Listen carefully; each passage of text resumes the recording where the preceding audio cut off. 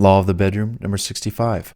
Avoid drinking too much alcohol, and especially stop doing drugs and stop smoking while I'm at it, if that applies. And in this particular law of the bedroom, what I'm about to share with you, it may not apply to you because you don't drink too much alcohol already, like myself, and you don't do drugs, which is me, and maybe you don't even smoke. That's me too. But it's good to know this information because you may have friends that fall into this category, and with you knowing what you're about to hear, maybe it could be used to help them. But if this does apply to you, let's get started. So, law of the bedroom number 65. Avoid drinking too much alcohol, and especially stop doing drugs. Tracking the number of drinks you have, wherever you are, no matter what the occasion is, a party, a wedding reception, the boss's house, out on the town, drink in moderation. You don't have to be inebriated to have a good time. In fact, if you are bombed, you will miss the party. Realistically, you should know your limit and never cross that line. If you are in the company of a woman, you definitely want to stay in control. Sometimes it's wiser to limit your drinking when you know that you are responsible for another person's safety and sobriety. So here are a few more tips. Avoid hangovers, which means drinking a little bit, not a lot. Alternating your drinks with water or other non-alcoholic beverages while you're out can help you slow down and stay hydrated. And eat, while you're drinking too. When you get home, I like to have, and I used to do this when I used to drink a lot, like at college, you got partying, yeah. But here's the thing, I always had water by my bedside, and I would drink a little bit of it every time I kind of woke and I felt kind of dehydrated. So I was actually rehydrating myself throughout the night. And the best cure for a hangover is plenty of water and a full stomach from eating regularly, throughout the day. But that food is going to absorb that alcohol, and then your digestive process will take over. But definitely staying hydrated with water. But then just try to avoid drinking so much in the first place. Because what are you trying to do? And I've seen people who drink a lot, and I kind of know them. And I know their psychology a little bit. They're insecure. They're stressed. I'm going to go back to insecure. Because they're trying to make up for something that they're missing in their life. Who knows what it could be? It could be anything. But, maybe they're nervous, so they drink a lot. But just don't. And the less you drink, the more your body feels like better, because you're not destroying it, and your liver is like saying thank you big time. You know that people who drink a lot, their liver is just like shot, they're destroying it. Not good. Avoid tampering with beverages. Be aware of what is happening around you. While you are looking out for yourself, keep an eye on your friends to ensure their safety and sobriety. Drinking alcohol affects your ability to make safe decisions. It is best to stay in control so you can make the right choices for you and for others. If you are partying with a group, maybe be the designated driver or make sure there is one. And of course, these days we've got Uber, we've got Lyft, we've got so many. In fact, I say this a lot, there is no reason for you to have a DUI, driving under the influence. There is no reason. With Uber and all these rideshare programs, you just dial up on your app. Let's see, $15, $20, $30 maybe to get home. You can't pay that to avoid a $5,000 to $10,000 court bill and 6 months of losing your license, jail time, a record, or whatever the real facts are. You can imagine that's still pretty bad. And in fact, I remember I was in a sobriety checkpoint line with my car, and I had just come from the bar, but my drinking habits are pretty much 1 drink per hour. So I will nurse that drink for a whole hour. And my body weight, being a male, I literally am going to burn through that 1 drink in 1 hour pretty well. Because I remember looking at the little chart. If you're a male, if you're between these weight sizes and all that kind of stuff, you will be susceptible or accused of DUI if you are over this percentage limit, etc. Well, I kind of knew my limit. And what I do is I have one drink per hour. I'm enjoying it. And then I get kind of bored with it and I'll drink my water. So I get to the sobriety checkpoint. The officer asks if I could step out and do the physical tests. And I say, sure, no problem. I get out. They take my car. They move it around to the parking lot area. That's cool. And I'm going through all the physical tests and I'm passing everything. And I'm doing real well. And just to let you know, I did pass. I think I had like a 0.3 out of a 0.8. So they even said, quote, Bart, you're free to go. You're under the legal limit, so you're good to go. Hey, I appreciate that. But here's the thing. There were men and women, young men and women, like in their 20s, in front of me and behind me that were standing on the sidewalk. And they were cuffed. They were handcuffed. They were going to jail. There was the paddy wagon there that was like building up until they had like 3, 4, 5 people just waiting in that room.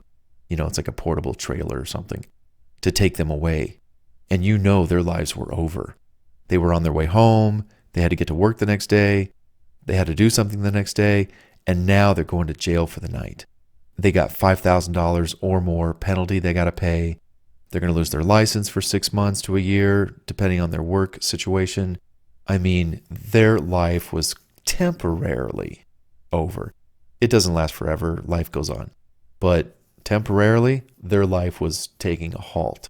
So drinking and driving, no, we have no excuse. You call the rideshare people and they come and pick you up. There's no excuse why you should be going through that.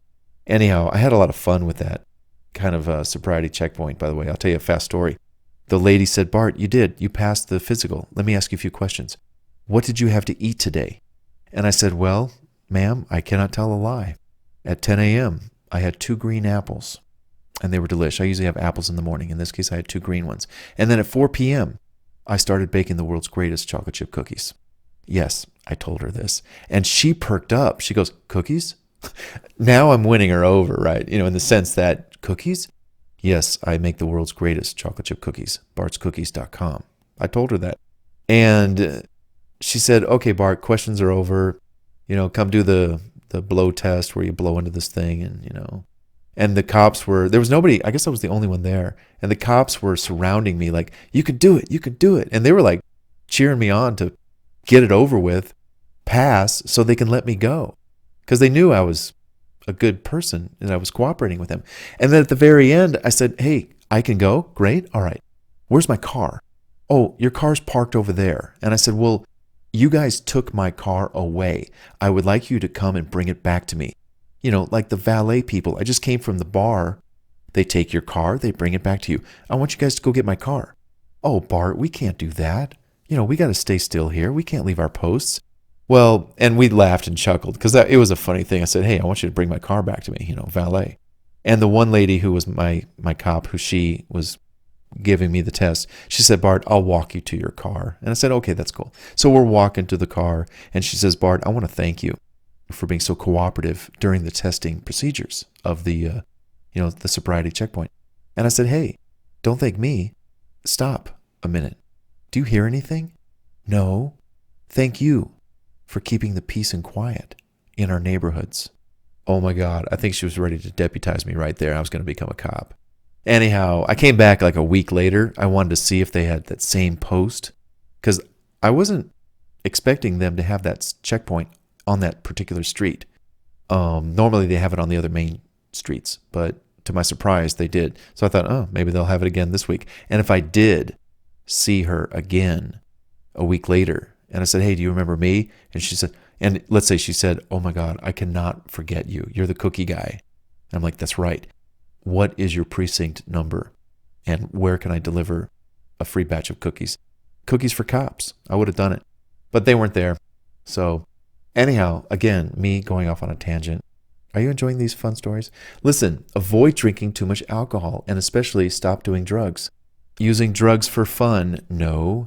Alcohol and drugs, including prescription drugs, affect every person differently. Even worse, alcohol and drugs can interact very badly with each and have a very deadly impact. You just can't predict how a person is going to react, so don't risk it. You could end up with a criminal record yourself. for the rest of your life. And that could negatively impact future job prospects, travel opportunities. Who knows? All I can say is avoid drinking too much alcohol and especially stop doing drugs. And stop smoking. Do you smoke cigarettes? Stop it. It's so bad for you. I know you've heard it before. Can I just say it? It's bad for you. Stop it. Do whatever you can. There's so much help online these days. Go do the research. Find the things that help people quit smoking the most. And this is just a side note from me to you. If you're smoking weed, I know it's legal. Oh boy, yeah. So is pizza and sugar and chocolate. Those are legal. But you shouldn't. You don't go and eat those every day. They're bad for you. You get fat, diabetes, and die. Obese, 600 pounds. Stop smoking weed. What they don't tell you is what's harmful. People losing memory cells. They can't remember. Their short-term memory is gone after smoking a lot of weed. It's just not good. Just go do your own research. Why smoking weed is bad. Just go do your own research. I'm not going to tell you. I just told you, stop it. But you go do the research and justify why in your own mind, why you should stop these things. And I'll tell you something, just to close out on this little law of the bedroom. When you stop drinking alcohol, when you stop doing drugs, when you stop smoking, your life changes forever. Remember I mentioned that there was a gal that I knew who was smoking weed. And she was doing it often. I think she was kind of, suppressing some of the stress she was under. But then she started to talk to me and, work with me as a client, as a friend. And she started to pick up this vibe I have of cleanliness and, just striving to be as clean as I can. I still have my chocolate habits, I got to work on those. But the point is, she said, Bart, I've minimized and stopped smoking weed. I don't do it as much anymore. And I'm feeling better. I'm feeling cleaner. And I've had gentlemen friends who maybe would drink a lot. And I'd go to their house and I'd see in their fridge and dude, you got a lot of beer in here. You got to get rid of this. I'll help you get rid of it, but then don't buy any more, And they took it upon themselves to stop drinking so much. And I would tell them when I come over here next time, for the first time, I don't want to see any beer in here. Hey, you can hide it from me, but you're only hiding it from me. You're not hiding it from yourself. So I want to see you clean up your act. I don't want to see you drink anymore, or at least minimize it and stuff like that. And the older you get, you got to really think about that too. When you're young, hey man, life's a party on. I've been there. But no, in fact, I do remember going out to the clubs and the bars because I used to live in Newport Beach. And my friends, maybe not so much my friends per se, but I would see other young men and women. Oh my God, the alcohol consumption. Oh, I need to own a bar. The money they made, everybody buying and consuming so much alcohol every weekend. Oh, it just wasn't for me. It wasn't my cup of tea. So just be mindful. Hey, I hope it helps. Let's continue to the next law of the bedroom in this series. You're doing great.